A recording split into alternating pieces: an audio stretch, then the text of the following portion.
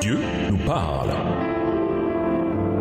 Chaque jour, Charles et Carole vous présentent la leçon de l'école du sabbat.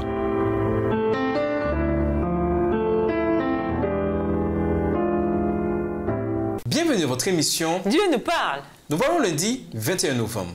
Même s'il me tuait.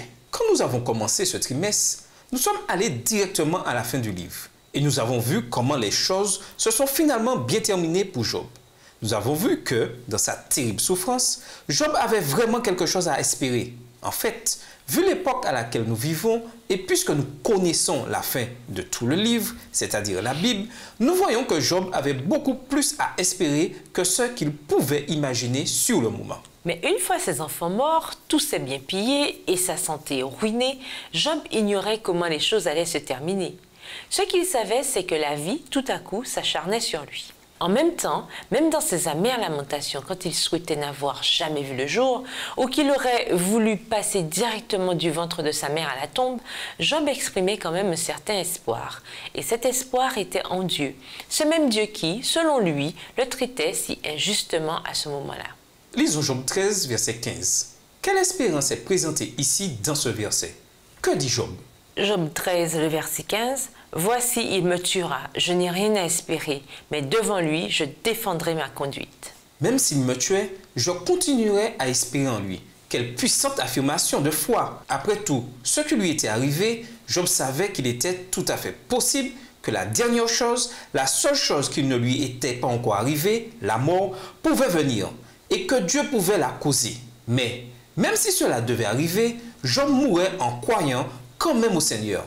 Appréciez comme il se doit les enseignements qui découlent de son amour, que votre foi soit comme celle de Job et que vous puissiez dire « Quand même il me tuerait, j'espérerai en lui » Job 13, verset 15. Appuyez-vous sur les promesses de votre Père Céleste et souvenez-vous de ce qu'il a fait dans le passé pour vous et pour ses serviteurs, car toute chose coopère au bien de ceux qui aiment Dieu. D'une perspective purement humaine, Job n'avait aucune raison d'espérer quoi que ce soit. Mais le fait est que Job ne voyait pas les choses d'un point de vue humain.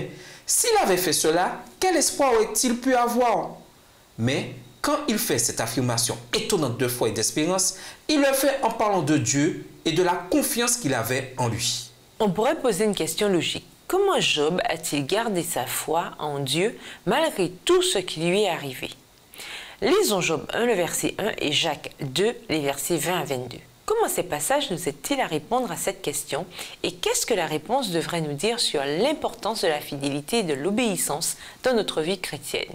Voir aussi la leçon 13. Job 1, verset 1. Il y avait dans le pays d'Uth un homme qui s'appelait Job, et cet homme était intègre et droit. Il craignait Dieu et se détournait du mal. Jacques 2, les versets 20 à 22. Veux-tu savoir, ô homme vain, que la foi sans les œuvres est inutile?